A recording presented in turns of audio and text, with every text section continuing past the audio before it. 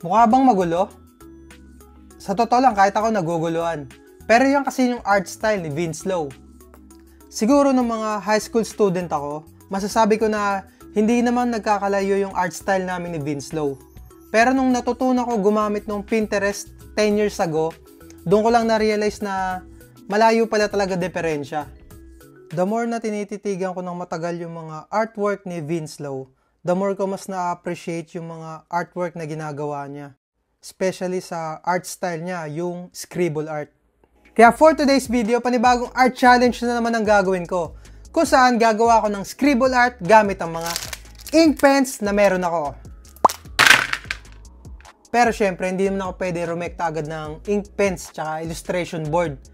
Kaya naisipan ko muna mag-practice gamit yung papel tsaka ordinaryong ballpen. Tapos nanood din muna ako ng sang katutak na scribble art tutorial. Syempre gusto ko kahit papaano dapat maganda yung output. Kaya pinaganda ko na rin. Iba't ibang YouTube content creator na nagbibigay ng tutorials yung pinanood ko. Syempre bawat artist may kanya-kanyang estilo kung paano nila gagawin yung scribble art. Kaya inadapt ko muna kung ano yung sa tingin kong para sa akin. Tsaka kung ano yung mga medium, mga papel na dapat gamitin para mas maganda yung kalabasan ng scribble art. Mukha lang simple at madali tingnan, pero medyo komplikado rin pala gawin tong scribble art. Kahit paabutin ako ng isang buong araw kaka-practice kung paano gawin to, medyo mahirapan pa rin talaga ako. Kasi maraming kailangan na i-consider sa paggawa ng gantong art. Especially sa tone and value, yan yung mga dapat talagang importanteng part ng scribble art. Gaya nga nung nasabi ko kanina, medyo meron kami pagkakahalin tulad ng art style.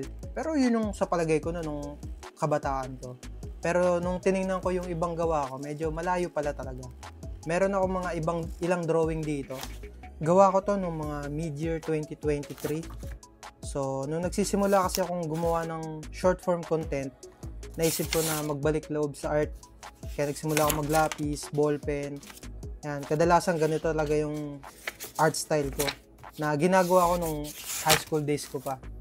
At habang kumakain nga ako, iniisip ko na rin kung ano ba yung magandang subject para sa ganitong art style. Medyo common na kasi kapag portrait eh.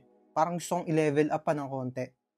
Kung mapapansin nyo, napaka-boring ng background ko or itong mismong kwarto na to.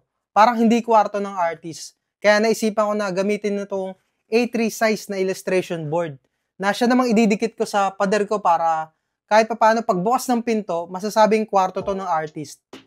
Kapag natapos ko tong project na to, 3 pa lang naman yung pwede kong i-display sa pader. Kaya pinagandaan ko muna kung ano yung mga magiging posibleng output or kung saan ko pwedeng i-display. Lalo na't iba't iba yung sukat nila. At kung sakaling di mo pa napapanood yung 2 naunang artwork ko, nandun yan sa mga previous vlog ko.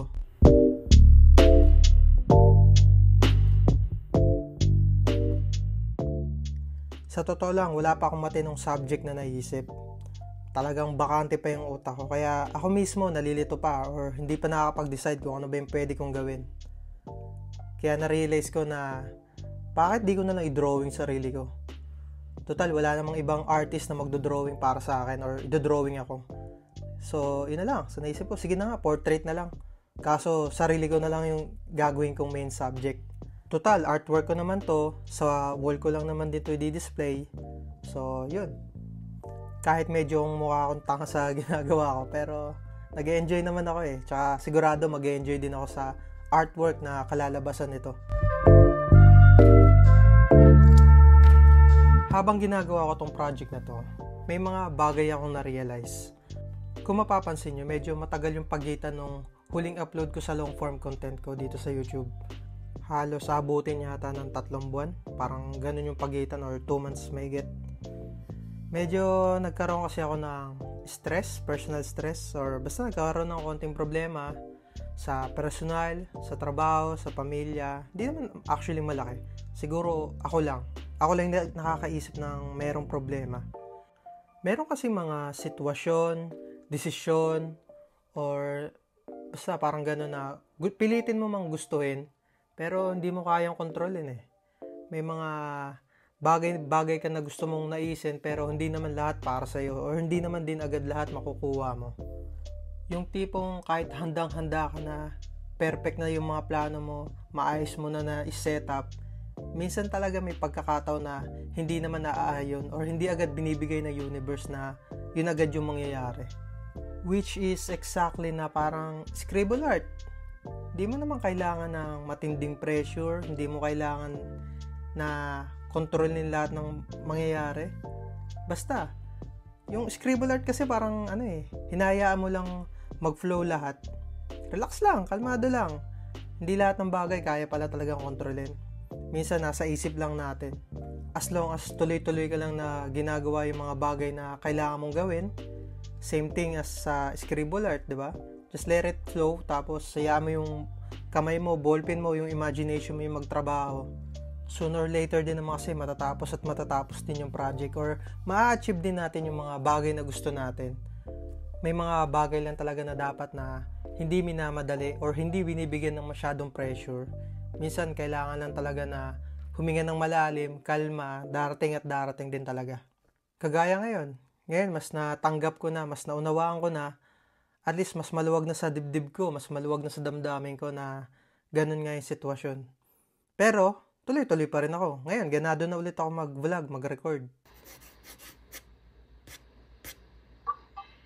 Kung kailan naman malapit na matapos tong artwork ko, saka naman naubos tong 2 ink pens ko.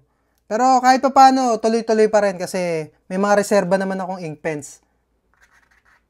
Kaso this time, kailangan ko nang tansyahin yung pen pressure o yung pagdiin ko sa papel. Kaya kinakapa ko lahat.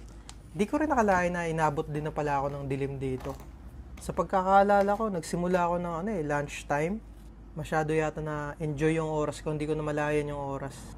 Siguro mga 4 na oras din akong nagdo-drawing at nagre-record, kaya ewan ko, basta kahit pa paano, kailangan ko lang huminga ng mga ilang minuto lang. Tapos syempre, balik drawing na ulit habang ginaganahan pa ako, tsaka yung momentum tuloy-tuloy pa rin.